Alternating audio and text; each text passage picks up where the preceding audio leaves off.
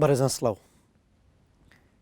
بەردەوامین بۆ درێژدان بە دیدار و گفتوگۆمان لەگەڵ خەلیدی عەزیزی سکرتێری حیزبی دیموکراتی کوردستان بۆ قسەکردن لەسەر تەواوی ئەو وێزگە سیاسیانی کە حیزبی دیموکراتی تێدا بوو، تەواوی ئەو ڕووداوە مێژوویانەی کە لە نێو حیزبدا لە ڕۆژگاری دامەزراندنی حیزبی دیموکرات و کۆماری کوردستان و ئەو مێژووە ڕابردووی کە حیزبی دیموکرات وەک حیزبێکی دیاری کوردستانی ڕۆژهەڵات کاری تێدا کردو و پاشان بەستنەوەی دۆخی سیاسی ئێستای حیزبی دیموکرات و ئەو هەلومەرجانەی کە ئێستا حیزب بەڕێوە دەبا پەیوەندیەکانی حیزب لەگەڵ حیزبەکانی حیزبەتەکانی تری کوردستان و پارچەکانی تری کوردستان گرفت و قەیرانە سیاسیەکانی حیزب و چەندین باس و تەوەری تر لە بەشی دووەمدا بەردەوامین لەگەڵ خالیدی عەزیزی. کاک خالیدجان دووبارە بەخێر بیت بۆ بەرنامەی ڕووداوە مێژوو. من پێم خۆشە لێوە دەست پێ بکەم کە ساڵی 1960 ئەو کات کە ئەحمەد تۆفیق سکرتێری حیزب بوو، باڵێکی جیا لە نێو حیزبی دیموکراتدا دروست بوو بە نێوی کۆمیتەی ئینقیلاب. ئەم کۆمیتەیە زیاتر لەسەر دەستی سلێمانی موعینی و مەلا ئاواردا چەند کەسێکی ترا بەرجەستە بوو. ئایا ئەمە جۆرێک لە ئیشقاقی سیاسی نەبوو لەو کاتەدا، یاخود ڕۆڵ و مەهام و فاکتەری دروستبوونی کۆمیتەی ئینقیلاب لەو ڕۆژگارەدا چی بوو؟ ئەو سەردەم دوای ساڵی 1950 کە کودەتای عەبدولکەریم قاسم بوو، تەبیعەتەن لە عێراق گۆڕانێک هاتە گۆڕێ، فەزاکە کراوە و ئەو فەزایە شوێنەواری باشی بۆ مەسەلەی کورد لە عێراق و بۆ مەسەلەی کورد لە کوردستانی ئێران هەبوو. ئەوە مەجال و دەرفەتێکی هێنا گۆڕێ کە بەشێکی بەرچاو لە کادرەکانی حیزبی دموکراتی کوردستان لەو فرسەتە کەڵک وەرگرن و بێن لە کوردستانی عێراق بمێنەوە بۆ کار و فعالیەت و چالاکی خۆیان. لەو دەوراندا ئێمە دەبێ بچینەوە سەر پێش سەردەمی پرسیارەکەی جەنابەت. حیزبی دموکراتی کوردستان دوای کۆماری کوردستان کە کۆمار دەڕوخیە، تەبیعەتەن تا ڕادەیەکی زۆر قەوارەی تەشکیلاتی سیاسی حیزب دەکەوێتە ژێر فشار و هەڵدەوەشێتەوە و ئاوا نامێنیە، فعالیەتەکان پەراکەندە لێر و لەوێ دەمێنێتەوە. دوایە سەردەمێک لە ئێران هاتە گۆڕێ کە لەو سەردەمدا مەجالێک دروست بوو مصدق لەسەر کار بوو و لەو کەش و هەوای کە چەند ساڵێک لە گۆڕێدا بوو، حیزبی دموکرات فرسەتێکی بۆ ڕەخسا و فعالیەت و جموجۆڵی خۆی بە شێوەیەکی دیکە دەست پێ کردەوە. ئەو وەختی بە لە حازی تەشکیلاتی چۆنێتی پێناسەی تەشکیلاتی خۆی دیسانەکانە باسێکی زۆر لە گۆڕێدا بوو لە نێو خودی حیزبی دموکرات بۆ ئیدامەکاری و چۆنێتی تەعامل لەگەڵ حیزبەکانی دیکەی ئێرانی و چۆنێتی ساختکردنەوەی خۆی و چۆنێتی دروستکردنەوەی خۆی دوای ئەو کارەساتی ڕوخانی کۆماری کوردستان. پاشەوەی کە لە ئێران کودەتایەک دژی مصدق دەکرێت، دیسانەکانە ئەو هەلومەرجە دەگۆڕدرێ و حیزبی دموکرات بەشێکی بەرچاو لە کادرەکانی تووشی ژیانی نەهێنی دەبنەوە و بەشێکیان خۆ دەشارنەوە، بەشێکیان دەگیرێن و دوای کودەتای ساڵی 1953 کە دژی مصدق دەکرێت، حکوومەتی شا بە تەواوی دەسەڵات بەسەر ئێران دەگرێت و لە کوردستان دەسەڵاتەکە زیاترش دەبێت. جا لەسەر پێشینەیەکی ئاوالە دەبێت کە بەشێکی بەرچاو لە کادرەکانی حیزبی دموکرات دێنە کوردستانی عێراق. مانەوەی کادرەکانی حیزبی دموکرات لە کوردستانی عێراق تەبیعەتەن ئەو وەختیش لەسەر چۆنێتی ساختکردنەوەی حیزب، گرتنی کۆنفرانسەکان، کۆنگرەکان، حیزب چۆن ساغ بێتەوە، بەرنامەکەی چۆن بێ، تەرچیبی ڕەهبەرێکەی چۆن بێ، خوێندنەوە لە وەزعیەتی ئێران، خوێندنەوە لە وەزعیەتی عێراق، خوێندنەوە لە هەمووی ئەوانە لە نێو حیزبدا ناکۆچی و ئیختلاف و شتی ئاوا دێتە پێشیان. و لەو دەوراندا کە حیزب مەشغوڵی ئەو کێشە و ئەوانە بووە، بەشێک لە کادرەکانی حیزب کە لە ساڵی 1346 ئێرانی یا بڵم 1960 میلادی، ئەوان ڕێگای هاتنە دەر لەو بحران و گرفت و کێشەی نێو خۆی حیزبی و مانەوەدا لەوەدا دەبین کە خەباتی چەکداری لە کوردستانی ئێران دەست پێ بکەن. بۆیە ئەو سەردەم لە خەباتیوان بە دەورانی شەڕی چەکداری 46 حزبی دموکراتی کوردستان ناسراوە. یعنی ڕێکاری وان و ئیقدامی وان و وەڕێخستنی شەڕی چەکداری لەلایەن ئەوانەوە ڕێگا چارەیەک بۆ کە لەو سەرگەردانی و بەربڵاوی و ناکۆچیانەی کە نێوخۆ هەبوو حزب بە جۆرێک کە فعالیت بکاتەوە و بچێتەوە نێوە خۆی وڵات. بەڵێ دەوترێت لە هەندێک لە کەسایەتی سیاسی نێو حیزبی دیموکرات و کۆمەڵی ژێکاف لەو کاتی کاری سیاسیانە کۆبوونەوە لەگەڵ هەندێک لە کەسایەتیەکانی کوردی سووریا و تورکیا لە سەر سنووری داڵانپەر بەڵێ لە چیای داڵانپەر لە سەر سنووری تورکیا عێراق ئێران پەیمانێکە بەستن کە بە پەیمانی سێ سنوور ناوەبرێت. دەکرێت وردەکاری ناوەڕۆک و مەفهومی ئەو پەیامە و پەیمانە لە چیدا بوو هۆکاری گرتنی ئەو بەستنی ئەو پەیمانە چی بووە؟ وردەکاری و جزئیاتەکەی نازانم. یەکەشی ئەوەیە ئارشیوی تەحقیق لەسەر ئەو شتە و چۆنێتی کارکردن لەسەر جزئیاتی ئەوە ئاوا جێ نەکەوتووە، ئاوا نەهادینە نەبوو، بەڵام ئەوەی داڵانپەر و ئەوەی پەیمانی سێ سنوور هەر دەگەڕێتەوە سەر بیرۆکەی پێناسەکردنی کورد وەک نەتەوەیەک لەسەر ئیحتراف نەکردن بەو سنوورانە و جێخستنی ئەو بیرۆکەی نەتەوەی لەسەر ڕزگاری کوردستان بە شێوەی کوردستانێکی واحد و یەک پارچە و بەهێزکردنی بنەمایەکی نەتەوەی لە هەموو پارچەکانی کوردستان لە چوارچێوەی ئەو پەیامەدا. من زۆرتر خوێندنەوەیکی وای لێ دەکەم کەوەی کە خۆی بوون و کۆمەڵی ژێکاف لەودی و هیوا لە بەشی باشووری کوردستان فعالێتی خۆیان دوایە بەش لەسەر ئیدامەدا. کە خالی دەوترێت دکتۆر شەهید دکتۆر عەبدوڕەحمانی قاسملوو پەیوەندیشی تۆکم و باشی لەگەڵ ڕژێمی بەعس و سەدام حوسێن هەبووە. هەتا دەوترێت هەندێک جار ئەو توانیوێتی پارە و دارایی و چەک و پێداویستی بۆ حیزبی دیموکراتیش دابین بکات. لەو بارەوە ئێوە چی ئەڵێن؟ لە سەردەمی شەڕی ئێران و عێراق تەبیعەتەن حیزبی دموکراتی کوردستان لەگەڵ حکوومەتی عێراق عیلاقاتی هەبوو. ئەو وەختی کە سەدام حوسێن لە دەسەڵاتدا بوو، حکوومەتی بەعس لە دەسەڵاتدا بوو و زۆریش تەبیعیە لە کێشەی ئێران و عێراق هەردووک پارچەی کوردستان کەڵک لەو فرسەتە وەربگرن بۆ مەبەستەکانی خۆیان لە پارچەکانی خۆیان.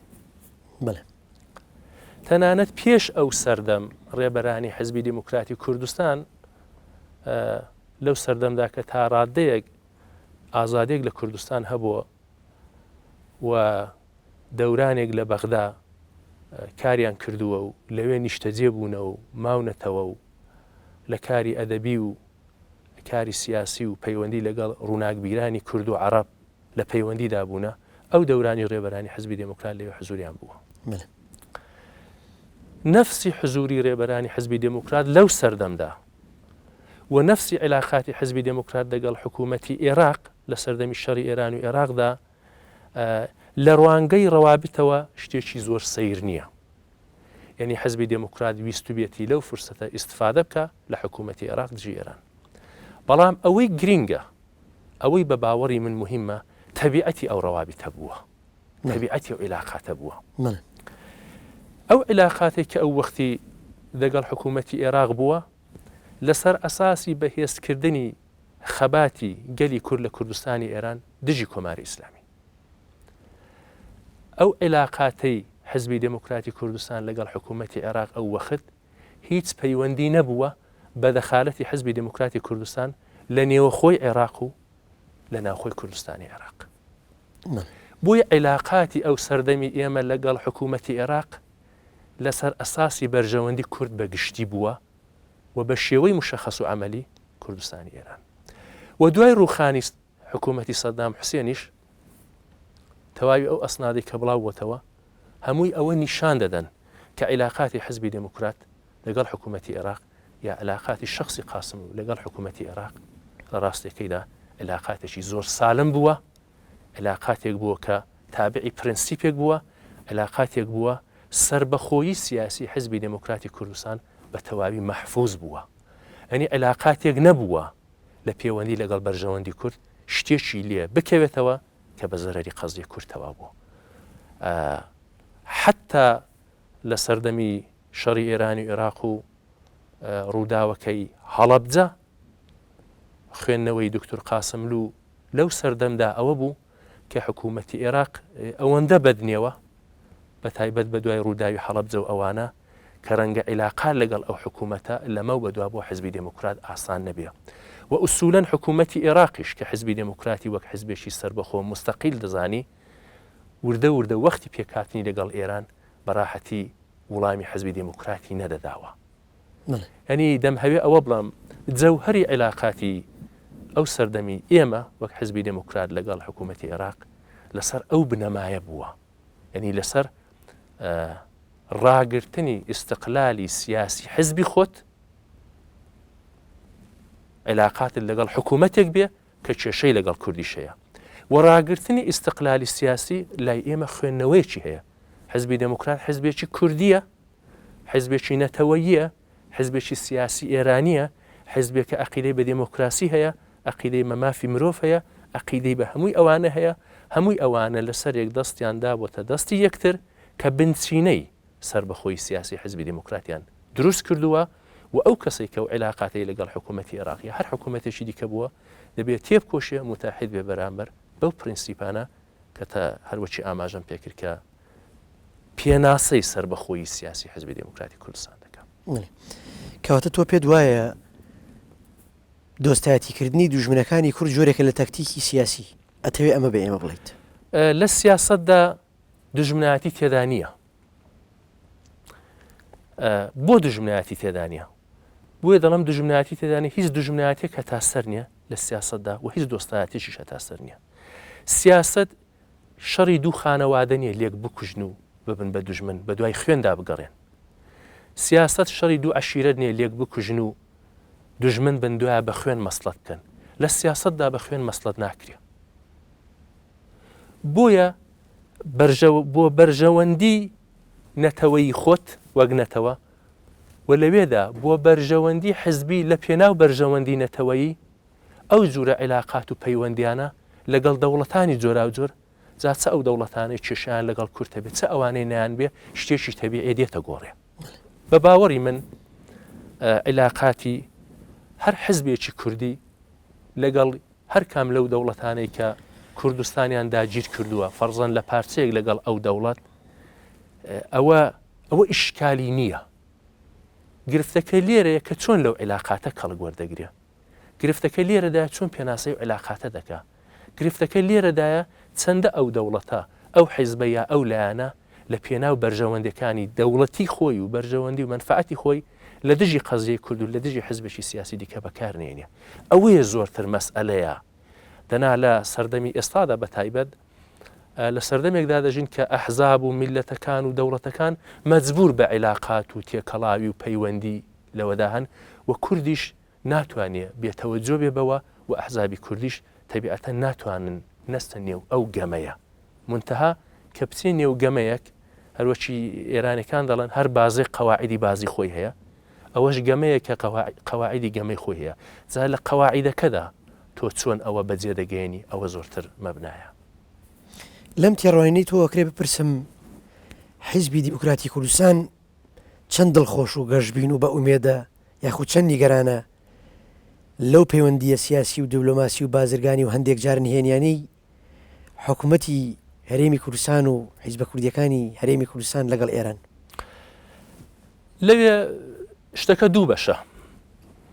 بەشێکیان ئێمە حکوومەتی هەرێمی کوردستانمان هەیە کە ئەو حکوومەتە لە پانتایی عێراقی فێدرال و دموکراتدا ناسراوە و ڕسمیەتی هەیە، پێناسەیەکی عێراقی هەیە بەو معنایە. ئەوەی یەک. دوو، ئەو حکوومەتە بەرهەمی ئینتخاباتی ئازاد و دموکراتیکە لە هەرێمی کوردستان کە پارلمانی هەیە، حکوومەتی هەرێمی هەیە، سەرۆکی هەرێمی هەیە، لە ئینتخاباتێکدا هاتوۆتە گۆڕیان. و ئەو حکوومەتە پێش ڕووخانی سەدام حوسێنیش بە شێوەی دیفاکتۆ لە ئاڵقەی معادلاتی نێودەوڵەتیدا بوو، هەم لە پەیوەندی لەگەڵ ئێراندا، هەم لە پەیوەندی لەگەڵ تورکیەدا کەم و زۆر، هەم لە پەیوەندی لەگەڵ بەغدادا، هەم لە پەیوەندی لەگەڵ سووریەدا. جا بە چ شێوازەیەک و چۆن ئەوە شتێکەیە. مادام تۆ حکوومەتی، مادام مؤسساتی حکوومەتیت هەیە، تەبیعەتەن مەجبور بە چوونە نێوی کۆمەڵێک بازی نێودەوڵەتی هەی. لێرەش دیسان دەڵەمەوە کە ڕەوابطی نێودەوڵەتی چوارچێوە و قانون و سنووری خۆی هەیە و قەواعیدی بازیش خۆشی هەیە. لە ڕوانگەی منەوە زۆر تەبیعی حکوومەتی هەرێمی کوردستان علاقاتی لەگەڵ تاران هەبێ، لەگەڵ ئانکارا هەبێ، لەگەڵ دمەشق هەبێ، لەگەڵ بەغدا هەبێ. زۆر تەبیعی و زۆریشم پێ باشە ئاڵای حکوومەتی کوردستان لە تارانیش بێ و لە ئانکاراش بێ و لە بەغداش بێ و لە دمەشقش بێ. و زۆریش بە باشی دەزانم کۆنسوڵی هەمووی ئەو وڵاتانی دەوروبەر هەمویان لە هەرێمی کوردستان بن. مادام باسی حکوومەت دەکەی و دەچێنێ و حکوومەتداری و ئەوانەی تێدا هەیە. ئەوە لێرە حکوومەتی هەرێمی کوردستانە لە عیلاقات و تێکەڵاوی پەیوەندی خۆی لەگەڵ ئەو لایەنانە لە چۆ لە چوارچێوەی قانونەکانی نێودەوڵەتیدا کە کۆمەڵێک یاسا و ڕێسای لێبۆتەوە لە هەمووی ئەوانەدا چوارچێوەی هەیە چۆن تەنزیمە و عیلاقاتانە دەکا لە هەمان کاتیشدا ئەو ئینتزاراتی نەتەوەیی کە پارچەکانی دیکە هەیەە یا حیزبەکان هەیە لەوێژ وڵام دەداتەوە. ئەوەی یەک. دوو، لە پەیوەندی لەگەڵ عیلاقاتی حیزبەکاندا کاک فەیسەل ئێمە لە سەردەمێکدا دەژین کە تەنانەت سیاست و عیلاقاتیش وەک 6 ساڵ پێش ئەو ڕۆژ نەماوە، 66 ساڵ پێش ئەو ڕۆژ نەماوە. تۆ مادام حیزبی خۆت دەناسیێنی چوارچێوە دیاری دەکەی، سیاست و بەرنامە و پلان و داواکان دیاری دەکەی، شاراوەنی ئاشکرایە. ئێستا حیزبایەتی ئاشکرایە. زۆر باش دەبێت لە داهاتوودا حکوومەتەکان لە هەر چوار پارچەی کوردستان ئەگە بڵین کۆپی حکوومەتی هەرێمی کوردستانە دابمەزرێن و ئەوە حکوومەتەکان بن عیلاقات لەگەڵ حکوومەتەکان بگرن. وردە وردە عیلاقاتی حیزبی کەم بێتەوە. یعنی منتەقیەکەی ئەوەیە. ئوسولەکەی لە ڕەوابطی نێودەوڵەتیدا ئەوەیە. ئەم دەوڵەت لەگەڵ ئەم دەوڵەت عیلاقاتی هەیە و قانونی نێودەوڵەتی و بینی دەوڵەتەکانە تەنزیمی ئەوە دەکا. بەڵام ڕەنگە لە کوردستان بە هێندێک هۆی تایبەتی خۆی ئێستاش عیلاقاتی حیزبەکان لەگەڵ دەوڵەتە مەرکەزیەکانی ئەو وڵاتانەی کە کوردستانیان داگیر کردووە یا کوردستان لەوێ هەڵکەوتووە هەر بمێنێتەوە. من پێم وایە لەو سەردەمی ئێستادا ئەو عیلاقاتەش دەکەوێت تاڕادەیەکی زۆر کەوتۆتە خانەیەکی ئەقلانی و تاڕادەیەکی زۆر کەوتۆتە خانەیەک زۆرشتی شاراوی ناتوانێت تێدا بێت. بۆ یەک لە سەردەمێکدا دەژین کە سەردەمی پێی دەکوتێت سەردەمی گەشەی معلوماتی عمومی و مێدیایی و مێدیا لێت دەبێت ناتوانانی شت بشارێەوە. حکوومەت دەبێ وڵام دەربێ، حزب وڵام دەربێ. بۆیە من لە سەردەمی ئێستادا ئەو نیگەرانێک کە 40 ساڵ پێش ئەوڕۆ لە عیلاقەی حزبێکی کوردی لەگەڵ پارچەیەکە بوو نیگەرانەکەی ئێستان بەقەت ئەو سەردەم نییە. بەڵام دیسانەکانە تەبیعەتەن دەبێ ئەندامانی ئەو حیزبە لێپرسینەوە بکەن لە ڕێبەرانی خۆیان و کۆمەلگاش لە حەدی خۆیدا بتوانێت پرسیار بێنێتە گۆڕێ. کەواتە توانی پێمان بڵیت حیزبی دیموکراتی کوردستان بە درێژایی مێژووی خەباتی سیاسی و چەکداری هەرگیز لەو گەمە سیاسیانەوە تێنەگلاوە و ئەگەر پەیوەندیەکیشی لەگەڵ وڵاتانی دراوسێ یەکێک لە وڵاتانی دراوسێ گرت بێت بەکاری نەهێناوە بۆ ناوبردنی پارتێکی تر پەلاماردانی پارتێکی تر و زەردان لە بەرژەوەندی ئەوی تر.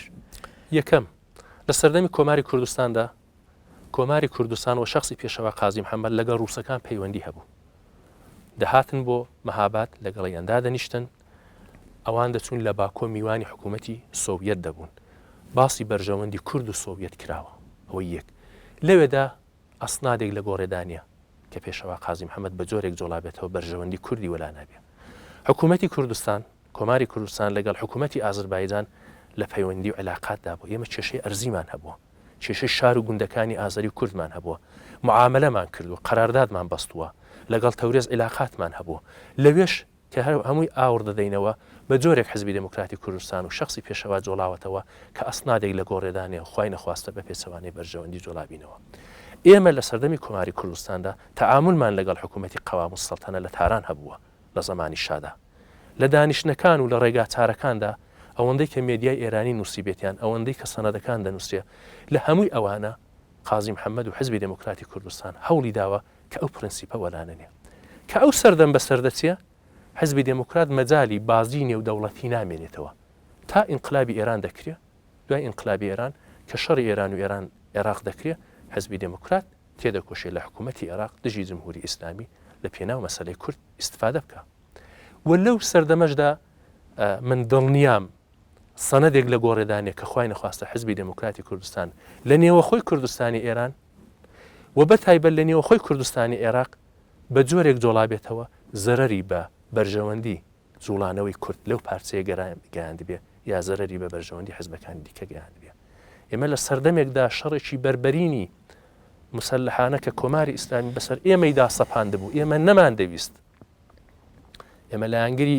ئاشتی بووین لە ئەنگری دیالۆگ و گفتوگۆ و تووبێژ بووین لەگەڵ جمهوری ئیسلامی ئەمە هەوڵماندا خومینی بڕیاری شەڕیدا ئیعلامی جەهادی کرد لە دژی ئێمە دوای 3 مانگ مقاومەتی پێشمەرکانی کوردستانی ئێران داوای سڵحی کردەوە ئەمە لەگەڵ حکوومەتی بازرگان لە گفتوگۆدا بووینە باسی خود مختاری کراوە باسی خود گردانی کراوە باسی 26 مادە کراوە دوای باسی 6 مادە کراوە لە سەردەمی بەنی سەدردا هەمووی هەوڵ و تێکۆشانی ئێمە ئەوە بوو کە لە ئێران و کوردستانی ئێران شەڕ نێتە کوردستان بەڵام کاتێک هێرشیان کردینە سەرێ شەڕێکی بربەرین دژی کۆماری ئیسلامی هاتە گۆڕی مقاومەتی خەڵک بوو ئێمە بریندارمان هەبوو خەڵکی پەککەوتەمان هەبوو نەخۆشمان هەبوو حیز وڵاتێکمان نەبوو تەنیا ڕێگەیەک کە مە بتوانین پزیشک لە خارج ڕابێنین علاقاتی خۆمان لەگەڵ دنیای دەرەوە بکەینەوە بتوانین دەنجی خۆمان بە دنیای دەرەوە بگەێنین تەنیا ڕێگامان ئەوە بوو کە ئەو وەختە لە نێوان ناخۆشی حکوومەتی عێراق لەگەڵ حکوومەتی ئێران و سەدام حوسێن لەگەڵ خومەنی ئیستفادەی خۆمان بکەین لەوێت دەریچەیەک بۆ دنیای دەرەوە بکەینەوە ئەنی ئەو علاقاتە بەو مەبەستە بووە ئەو علاقاتە قەت بەو مەبەستە نەبووە بکەوێتە خانەیەکی دیکە من نمونەیەکت بۆ دێنمەوە حتا ئەو سەردەم کە جمهوری ئیسلامی دەیخۆت حزبی دموکراتی کوردستان سەر بە ئەمریکایە و سەر بە عێراقا حزبی دموکراتی کوردستان ڕایگەیان ئەگەر کۆماری ئیسلامی ئێران شەڕ لە دژی کورد لە ئێران ڕابگرێ و ڕێگا چارەی ئاشتیانە و دیالۆگ وەبەر بگرێ ئێمە قەول دەدەین ئەو علاقاتە نەتەنیا نامێنێ بەڵکە پێشمەرگەکانی حزبی دموکراتی کوردستان لە ئێرانێکدا کە ئیحتراف بە مافی کوردەکە لە جپەکانی شەڕ دژی حکوومەتی عێراق شەڕ دەکەن ئەومان ڕاگەیاند چون ئەوان ئەو شتانیان بە ئێمە دەکوت یعنی ئەوەش بۆ خۆی سەنەدێکە تەنانەت لەو سەردەمدا کە مەقەڕاتی ئێمە لە لای سنوور بوونە زیندانی ئێمە ئەو وەختی کە حزبی دموکرات زیندانی هەبوو لەلایەن حکوومەتی عێراق بۆمباران کراوە لە دەورانی علاقاتی ئێمە لەگەڵ حکوومەتی عێراق بەدەیان کادری ئێمە لە کوردستانی عێراق لەلایەن مخابراتەوە گیراون زیندانی کراون عزوی کۆمیتە ناوەندیمان گیراوە زیندانی کراوە ئێمە لە کوردستانی عێراق حەقی ژیانمان نەبوو ئێمە تەنیا بۆ کاروبارەکان ئەومان بۆ جەبێجێکردنی مەسەلەی نەخۆشیەکان هاتوچۆ بۆ دەرەوەی وڵات ئەو پزیشکانەی کە دەهاتن ئەو سوحەفی و خەبەرنیگارانەی کە دەهاتن لە بەغدا ئیستفادەمان دەکرد بۆ ئەوەش بە قەولی خۆیان عەدەم تەعەڕوزیان دەدا بە ئێمە بۆ ماوەیەکی کورت ئێوە لەو عەدەم تەعەڕوزە کەڵک وەردەگرن دوای دەڕۆن یعنی ویستم هێندێک نمونەت بۆ بێنمەوەکەوە جەوهەری علاقاتی ئێمە بووە